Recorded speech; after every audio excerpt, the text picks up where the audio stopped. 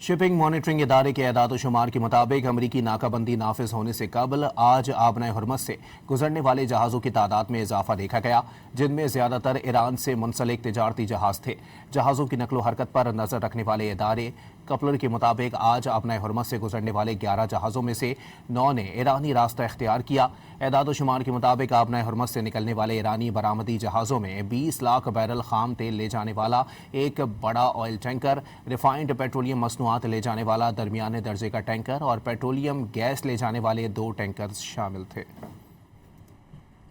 Shipping monitoring इदारे के एदाद शुमार के मुताबिक अमरीकी नाकाबंदी नाफिज होने से कबल आज आबनाए हुर्मस से गुजरने वाले जहाज़ों की तादाद में इजाफा देखा गया, जिनमें ज़्यादातर ईरान से मुंसलिक तिजारती जहाज़ थे। जहाज़ों की नकलो हरकत पर नज़र रखने वाले इदारे कपलर के मुताबिक आज आबनाए हुर्मस से गुजरने वाले 11 जहाज़ों में से 9 ने ईरानी रास्ता इख्तियार किया। एदाद शुमार के मुताबिक आबनाए हुर्मस से निकलने वाले ईरानी बरामदी जहाज़ों में 20 लाख बैरल खाम तेल ले जाने वाला एक बड़ा ऑयल टैंकर, रिफाइंड पेट्रोलियम मसनूआत ले जाने वाला दरमियाने दर्जे का टैंकर और पेट्रोलियम गैस ले जाने वाले 2 टैंकर्स शामिल थे।